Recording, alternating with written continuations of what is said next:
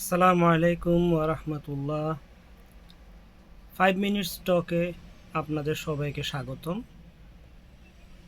আজকে আমি যে বিষয়টি নিয়ে কথা বলতে চাচ্ছি তা হচ্ছে বিএনপির সম্মানিত মহাসচিব মির্জা ফখরুল ইসলাম আলমগীর সম্প্রতি দৈনিক সমকালকে একটি সাক্ষাৎকার দিয়েছেন, যেটি শিরোনাম ছিল বিএনপিকে জামাতের সাথে না জড়ানো প্রসঙ্গে।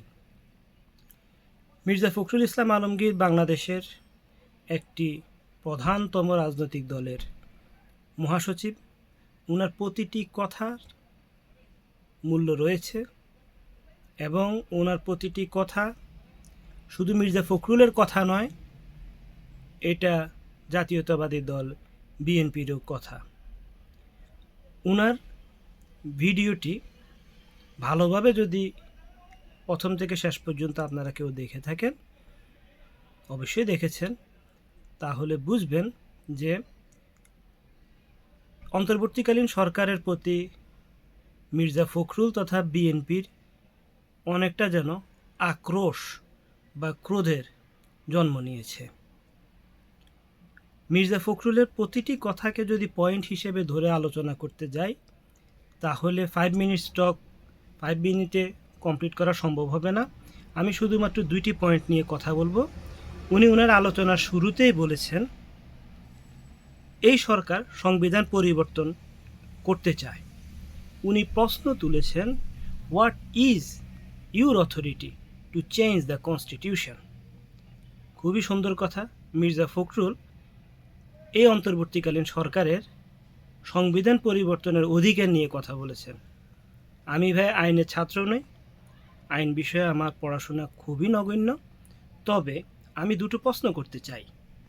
এক, ফ্যাসিস্ট সরকারের যে পতন হলো, এটা কি তাদের মেয়াদ উত্তীর্ণ হয়ে যাওয়ার পরে সাধারণ ক্ষমতা হস্তান্তর ছিল, নাকি একটি আন্দোলন অথবা গণ অভ্যুত্থানের মাধ্যমে এই সরকারের পতন হয়েছে? 2 নম্বর কোশ্চেন, এই যে হাসিনা সরকারের পতন হলো, এটা কি বিএনপির নেতৃত্বাধীন যুগপৎ আন্দোলনের ফসল, নাকি আপামর জনসাধারণের গণ অভ্যুত্থানের ফসল? আমরা সবাই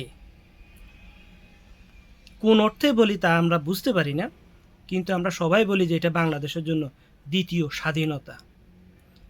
যদি আমরা আমাদের কথায় সৎ থাকি এবং আমরা যা বলি তা যদি বিশ্বাস করি যে এটা দ্বিতীয় স্বাধীনতা, তাহলে বর্তমান এই অন্তর্বর্তীকালীন সরকার হচ্ছে স্বাধীনতা পরবর্তী যে সরকার হয় সেই সরকার। সুতরাং স্বাধীনতা পরবর্তী সরকার ওরাই তো সংবিধান রচনা করবে।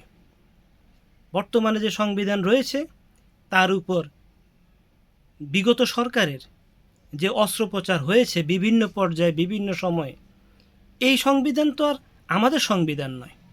যেমন 71 সালের 16ই ডিসেম্বরের আগে পাকিস্তানের সংবিধান দিয়ে আমাদের দোনো পাকিস্তান পরিচালিত হতো, কিন্তু 16ই ডিসেম্বরের পরে আমরা তো আর পাকিস্তানের সংবিধান মানতে পারি নাই অথবা মানি নাই।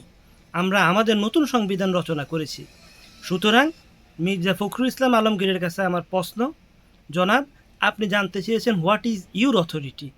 The answer is this is not an systematic and constitutional government, যে একটা সরকারের মেয়াদ উত্তীর্ণ হয়েছে এবং তাদের হাতে ক্ষমতা দেওয়া হলো শুধুমাত্র একটা ট্রানজিটরি পিরিয়ডের জন্য। এটা হচ্ছে একটা স্বাধীনতা প্রাপ্ত নতুন দেশের নতুন সরকার। সুতরাং তারাই কনস্টিটিউশন নতুন করে লিখবে এবং তাদের লিখার অধিকার রয়েছে। এই অধিকার যারা এই গণ অভ্যুত্থান তথা স্বাধীনতা সংগ্রামের নেতৃত্ব দিয়েছেন সকল ছাত্র সমাজ এবং সাধারণ জনগণের অন্তরের কথা। আশা করি মির্জা ফখরুল ইসলাম স্যার আপনি এই বিষয়টা বুঝবেন। 2 নম্বর কথা, আপনি বলেছেন ইলেকশন কমিশন এবং জুডিশিয়ারিকে সাজাতে হবে, এর কোনো বিকল্প নেই।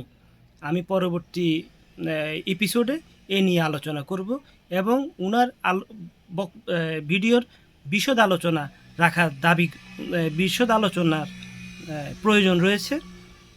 আমরা পরবর্তী এপিসোডগুলোতে ইনশাল্লাহ এই বিষয়গুলো নিয়ে আলোচনা করব। ধন্যবাদ সবাইকে। আসসালামু আলাইকুম।